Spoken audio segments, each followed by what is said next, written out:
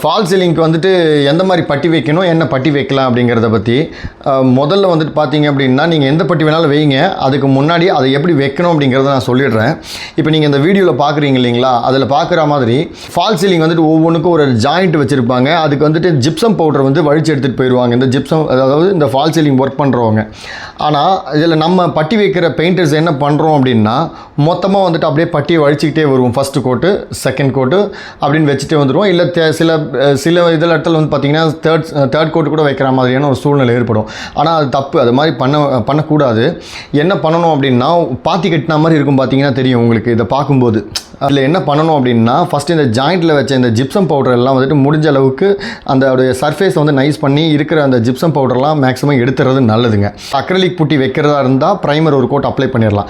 இல்லை நான் வந்துட்டு பிர்லா புட்டி, அதாவது பவுடர் புட்டி, சிமெண்ட் பேசிட்டு பவுடர் புட்டி நான் போகிறேன் அப்படின்னா, ஜாயிண்டில் இருக்கிற பவுட்ரு, அந்த ஜிப்சம் பவுடர் எல்லாத்தையுமே நீட்டாக தேய்ச்சி எடுத்துகிட்டு அந்த ஜிப்சம் பவுடர் வச்ச இடத்துல மட்டும் ஒரு கோட்டு நீங்கள் ப்ரைமரை வந்துட்டு அப்ளை பண்ணிடுங்க. விட்டுட்டு அந்த ஜாயிண்ட்டுக்குள்ளே மட்டும்தான் பட்டியே பார்க்கணும் ஃபஸ்ட்டு கோட்டு. அப்போ ஃபஸ்ட்டு கோட் நீங்கள் பார்க்கும்போது என்ன ஆகுனா, ஏற்கனவே அந்த ஜாயிண்ட்டில் இருக்கிற ஏரியாவுக்கும் இதுக்கு வந்து பார்த்திங்கன்னா இப்படி ஒரு சின்ன கேப் இருக்கும் இல்லைங்களா. இது ஜாயிண்ட்டில் வச்ச பட்டி அப்படிங்கிறதுனால இது கொஞ்சம் ஒரு ஸ்டெப்பு, ஒரு சின்ன ஒரு 2-3 பேப்பர் கணத்து கீழே இருக்கும். அப்போ இது என்ன பண்ணுறோம் அப்படின்னா, இந்த பட்டியை நம்ம ஃபஸ்ட்டு கோட்டு இந்த இடத்துல மட்டும் நம்ம வைக்கும்போது அது என்னென்னா லெவல் ஆயிரும். அதுக்கப்புறம் நீங்கள் என்ன பண்ணலாம் அப்படின்னா, செகண்ட் கோட் முடிஞ்சால் தேர்ட் கோட் வச்சிங்கன்னா இன்னும் ஃபினிஷிங் நல்லாவே இருக்கும் ஃபால் சீலிங்கை பொறுத்த வரைக்கும். அதுவும் வால்லையும் 3 கோட்லாம் வைக்கிறது இருக்குங்க. ஏன்னா அந்த மாதிரி மேஸ்னரி ஒர்க்கு ரொம்ப மோசமாக இருக்கிற வாலெல்லாம் வேறு வழி இல்லை, 3 கோட்லாம் வச்சா தான் நல்லாயிருக்கும் அந்த மாதிரி வால்லாம். ஏன்னா அண்டுலேஷனை ஓரளவு கம்மி பண்ணலாம். அதுக்காக தான் 3 கோட்டுக்கு மேலாம் போகாதீங்க, போகிறது வேஸ்ட்டு. என்னென்னா முட்டை ஓடு உடையிற மாதிரி அப்படியே பட்டி உடஞ்சி கிராக் விட்டு வர்றதுக்கான வழி அதிகம். ஏன்னா புட்டியை பொறுத்த வரைக்கும் ரொம்ப கனம் ஏற்ற முடியாது, அதுக்குன்னு ஒரு லிமிட் இருக்குது, அது வரைக்கும் தான் அதை ஏற்ற முடியும். ஸோ அதனால் இப்போதைக்கு நீங்கள் ஃபால் சீலிங்கில் பட்டி எப்படி வைக்கணும் அப்படிங்கிறத தெரிஞ்சுக்கிட்டீங்க இல்லைங்களா. அப்போ வைக்கும்போது சர்ஃபேஸ் உங்களுக்கு ஒரே மாதிரி இருக்கும்.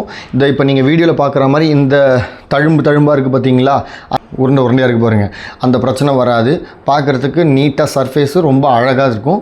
அதுக்கு நீங்கள் இப்படி தான் பட்டி பார்க்கணும். இது ஒன்றுங்க.